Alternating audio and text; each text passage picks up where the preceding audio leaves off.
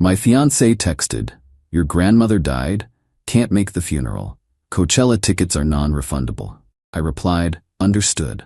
Then I removed her from my grandmother's $40,000 inheritance list I was executor of. 3 weeks later, her name was on the excluded parties section when the will was read in front of her parents. I, 29 male, got the call at 6:42 a.m. on a Thursday. My grandmother passed away peacefully in her sleep. She'd basically raised me after my parents' divorce. She was my person. Called my fiancé 27 at 7:15 a.m. We'd been together 3 years, engaged 6 months. "Babe, my grandmother died this morning." Pause. "Oh, when's the funeral?" "This weekend, probably. I'm executor, so I need to arrange everything." "This weekend? Like Saturday or Sunday?" "Yeah, she just died." "Okay, let me call you back." She hung up. Spent the day making arrangements. Funeral home, family calls, all of it. By 2 p.m., funeral was set for Saturday 11 a.m. Texted her, "Funeral Saturday 11 a.m. I'll send details." She replied at 5:18 p.m. "So I can't make Saturday. My Coachella tickets were $850 and they're non-refundable. Your grandma would totally understand. She'd want me to enjoy life. I'll light a candle for her at the festival. Sorry, babe." Stared at that message for a full minute. My grandmother, the woman who taught me to drive, paid for my college textbooks, came to every single one of my baseball games, was dead. And my fiancé was choosing a music festival because of an $850 ticket. Typed back, "Understood." She replied, "OMG, thank you for being so chill about this. I knew you'd get it. Love you." Didn't respond. Instead, I pulled up my grandmother's will on my laptop. Here's the thing. My grandmother's estate was worth about $180,000 after selling her house. Most went to my mom and uncle, but she'd left $40,000 specifically to my grandson and his bride-to-be to help them start their married life. My grandmother had loved my fiancé, brought her to book club meetings, taught her to bake, called her my granddaughter-in-law even though we weren't married yet, and my fiancé just told her the tickets were more important than saying goodbye. I was the executor, which meant I had discretion on that bride-to-be. Clause, we weren't married, wouldn't be married before estate distribution. Called the estate attorney at 6 p.m., my grandmother's lawyer for 30 years. Quick question about the spousal bequest. What's up? If we're not married when the estate closes, that bequest reverts to the main estate, right? Correct. It's conditional on marriage. Why? Timeline questions. How long until distribution? 4 to 5 months typically. You have time. Perfect. Hung up. Opened my laptop. Started documenting everything. Screenshot of her text. Timestamp every word. Saturday morning, I buried my grandmother. Over 120 people came. My mom stood next to me crying. My uncle gave a beautiful eulogy. Everyone kept asking, "Where's your fiancé?" She couldn't make it. The looks. The tight smiles. My grandmother's best friend hugged me and whispered, "Baby, if she's not here for this, she won't be there for anything." Got home at 3 p.m., exhausted and hollow.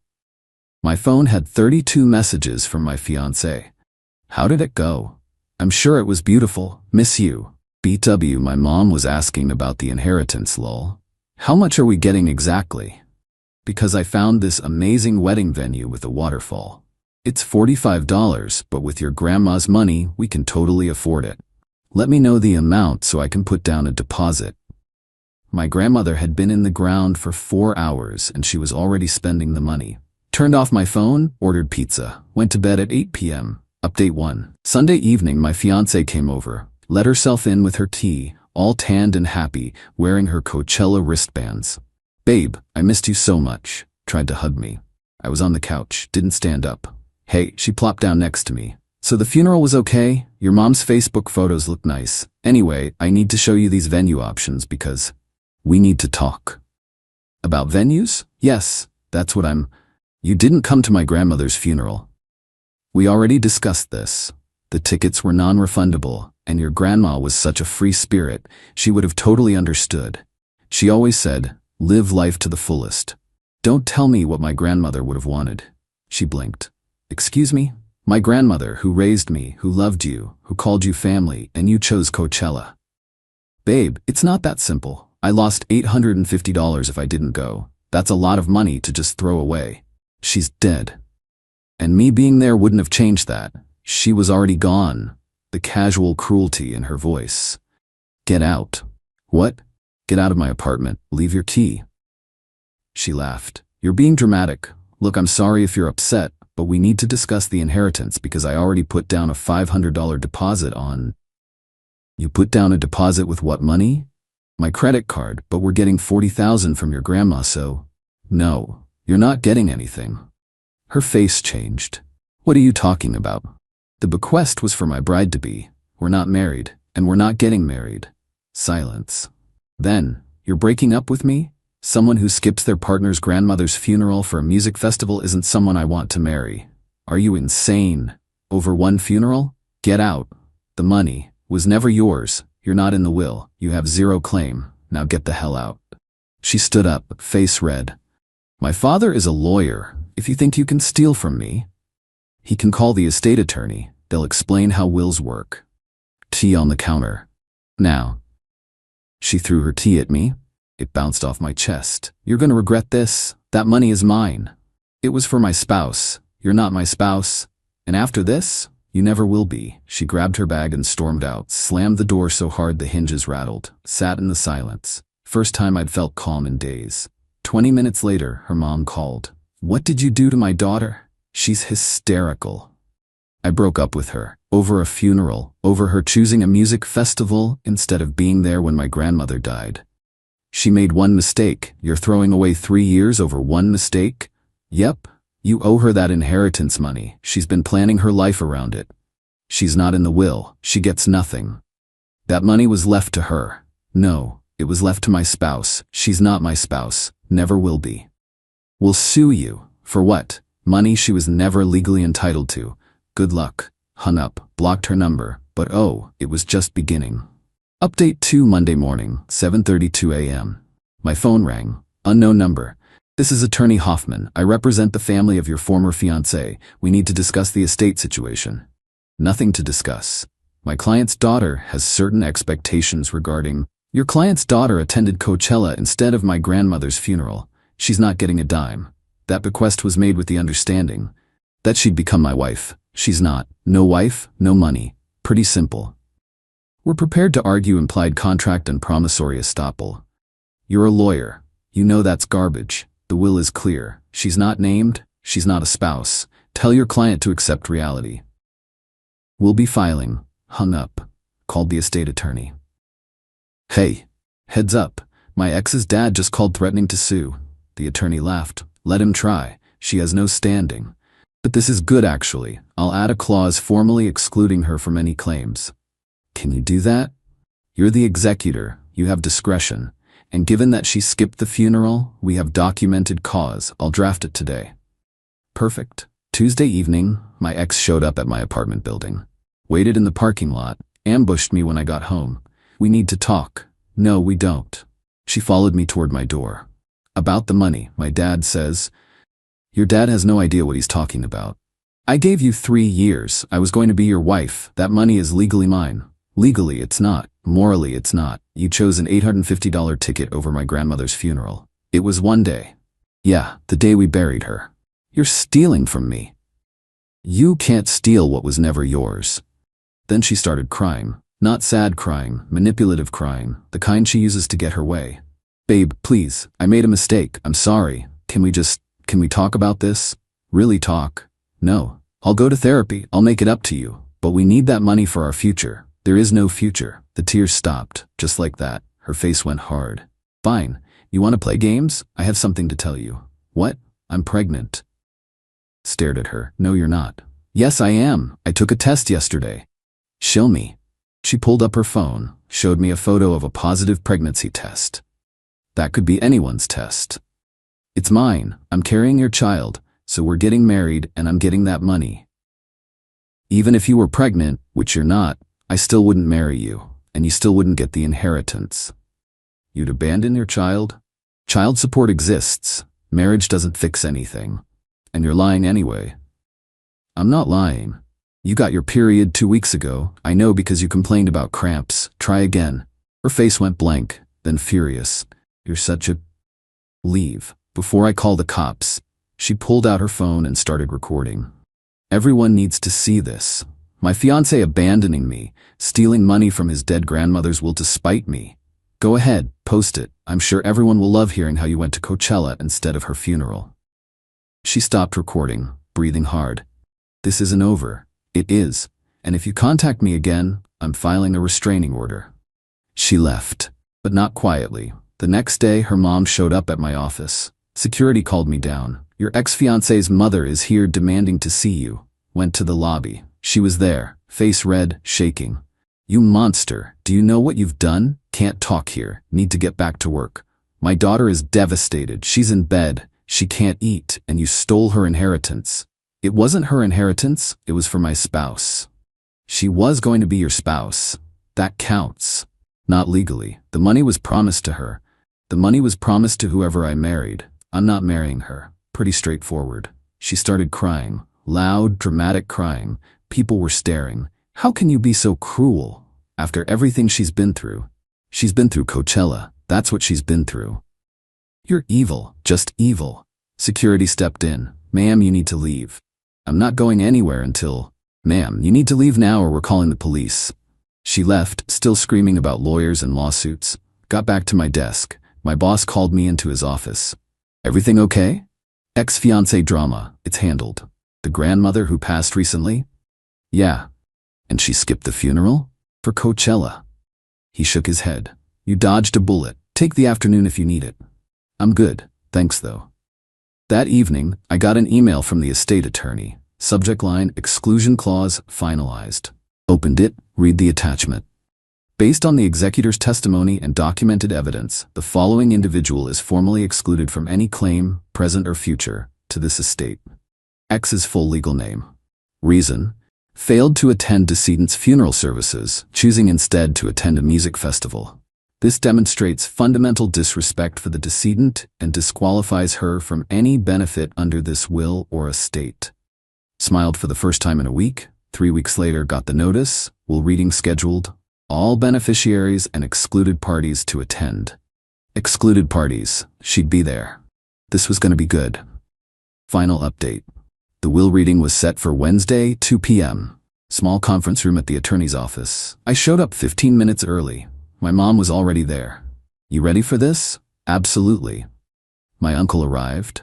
Then my aunt. Then 2 cousins. We filled one side of the conference table. At 2:04 p.m., my ex walked in, both parents flanking her. She dressed like she was going to court. Conservative dress, minimal makeup, hair pulled back, playing the grieving almost granddaughter-in-law. Her mom glared daggers at me. Her dad looked smug, like he'd found a loophole. They sat across from us. The attorney walked in carrying the will documents. Thank you all for coming. Let's proceed with the reading of the last will and testament. He went through the standard legal language. Then the specific bequests. To my daughter, I leave my home and its contents with sale proceeds totaling $60,000. My mom nodded, tears in her eyes. To my son, I leave $60,000 and my collection of first edition books. My uncle squeezed his wife's hand. To my beloved grandson, I leave $40,000, my grandmother's wedding ring set, and a letter to be delivered separately. I nodded. My ex leaned forward. The attorney continued. The will originally contained a provision for $40,000 to my grandson and his bride-to-be. However, as no marriage has occurred and the executor has exercised his discretionary authority, this bequest reverts to the primary beneficiary. My ex's mouth dropped open. What? Furthermore, the attorney pulled out another document. The executor has requested formal exclusion of the following party. He adjusted his glasses. Pursuant to the executor's authority under Section 7 of this will, the following individual is formally excluded from any claim to this estate. X's full legal name. No, my ex shot to her feet. That's my money. Ma'am, please sit. That money was left to me. Her dad grabbed her arm. Sweetheart, let him finish. The attorney continued, voice level. The reason for exclusion is documented as follows. The above-named individual failed to attend the decedent's funeral services on date, choosing instead to attend a music festival. When questioned, stated that attendance was impossible due to non-refundable concert tickets. This choice demonstrates a fundamental lack of respect for the decedent and disqualifies her from any benefit under this will. The room was silent, except for my ex's heavy breathing. This exclusion is supported by documented evidence including text message exchanges, timestamped at exact time, in which ex's name stated, quote, "Can't make Saturday. My Coachella tickets were $850 and they're non-refundable. Your grandma would totally understand," end quote. My ex's face went from red to white to red again. Her mom stood up. "This is ridiculous. You can't. Mrs. Hoffman, your daughter has no legal standing. She was not named in the will. She is not married to the primary beneficiary, and she is now formally excluded. She had expectations. She planned her life around that money. Expectations aren't legally binding. The will is." My ex was shaking. "You did this. You did this on purpose." "Yeah, I did." "You manipulated the will. I executed it according to my legal authority, and I documented exactly why you don't deserve a penny. I gave you 3 years, and you couldn't give my grandmother 1 day." Her dad finally spoke. "This is vindictive. We'll contest on grounds of—" The attorney cut him off. "Counselor, you know as well as I do that she has no standing. She's not a beneficiary. She's not a spouse." The executor documented his reasoning. "There's no legal basis for any contest." Her dad's jaw clenched, but he stayed silent. My ex started crying, real tears this time. "It was just a funeral. Just 1 day." My mom stood up. "Just 1 day? Just 1 day." Everyone looked at her. "My mother was a saint. She opened her home to you, treated you like family, called you her granddaughter, and when she died, when we laid her to rest, you were at a music festival. I didn't think. No, you didn't think, because you're selfish and entitled, and you do not deserve a single penny from my mother's estate." My uncle stood too. "I think it's time for you to leave." Her mom grabbed her purse, sputtering.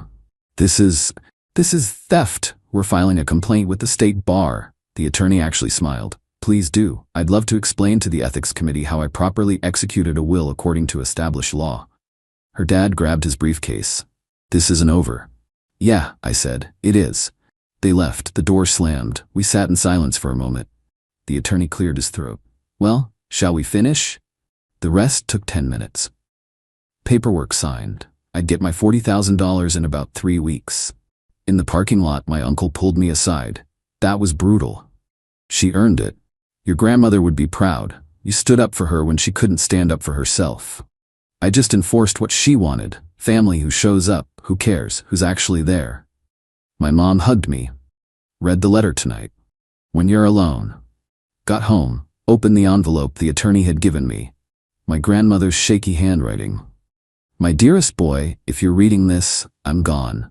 Don't be too sad. I had a good run. I'm leaving you money because you've always been smart with finances. But more than that, I trust your judgment. If you're married when you read this, I'm happy for you. Build something beautiful together. If you're not married, I trust there's a good reason. You've always known right from wrong. Trust your gut. I raised you to see people clearly. Don't let anyone take advantage of your kindness. Don't settle for less than you deserve. And don't ever forget, family is who shows up. Not just who says they'll be there, but who actually is. Love you forever, Grandma." Sat there for a while, crying a little. Somehow she'd known I'd need permission to do what was right. My ex texted that night from a new number. "I hope you're happy. You destroyed my life over one mistake." Replied, "You destroyed your own life when you chose $850 over basic human decency. I just documented it." Blocked the number. Her dad filed a complaint with the state bar against the estate attorney, got dismissed within a week. Then he tried to contest the will. Judge threw it out in about 8 minutes. Cost him $4,800 in filing fees and court costs. He tried to sue me personally for intentional infliction of emotional distress. That got tossed even faster. Another $3,200 down the drain. My ex moved back in with her parents. Found out through mutual friends that she's been applying to every job she can find because she'd quit her marketing position, assuming she'd have $40,000 to live on while she figured things out. Her mom has been telling everyone I manipulated my grandmother's will. Most people know the truth, though. Small town, word gets around. Everyone knows she went to Coachella instead of the funeral. She tried to start a crowdfunding campaign for legal fees to fight estate theft. Raised $340 before someone commented asking why she skipped the funeral. She deleted it within an hour. Last I heard, her parents are embarrassed by the whole situation and barely talking to her. Turns out her dad's law partners heard about the failed lawsuits and weren't thrilled about him wasting money on clearly frivolous claims. As for me, used the $40,000 as a down payment on a small house, 2 bedrooms, nice yard. Finally got my own place, kept my grandmother's letter framed in my living room. Mom comes over every Sunday for dinner. We talk about grandma, share stories, keep her memory alive properly. Started dating someone new about 6 months later. On our 3rd date, she asked about my family. I told her about my grandmother. Told her everything. So, when did you know your ex wasn't the one? When she chose a concert over a funeral. And you canceled the wedding, and made sure she understood there were consequences. She nodded slowly. Your grandmother sounds amazing. I wish I could have met her. She would have liked you. You showed up to meet my mom even though you'd only known me 3 weeks. That's just normal though? Yeah, it should be. We've been together a year now, taking it slow, but she's met my whole family, comes to Sunday dinners, visited my grandmother's grave with me. Some people still think I was too harsh, that holding $40,000 over someone's head for missing 1 funeral was extreme. But it wasn't about the money. It was about respect, about showing up, about basic human decency. My grandmother spent her whole life showing up for people. For me, for my mom, for everyone she loved. She deserved people who'd show up for her. My ex had one chance to prove she was that person, and she chose Coachella. So she got exactly what she earned. Nothing. And I got exactly what my grandmother wanted me to have. The means to build a life, and the wisdom to know who deserves to be in it.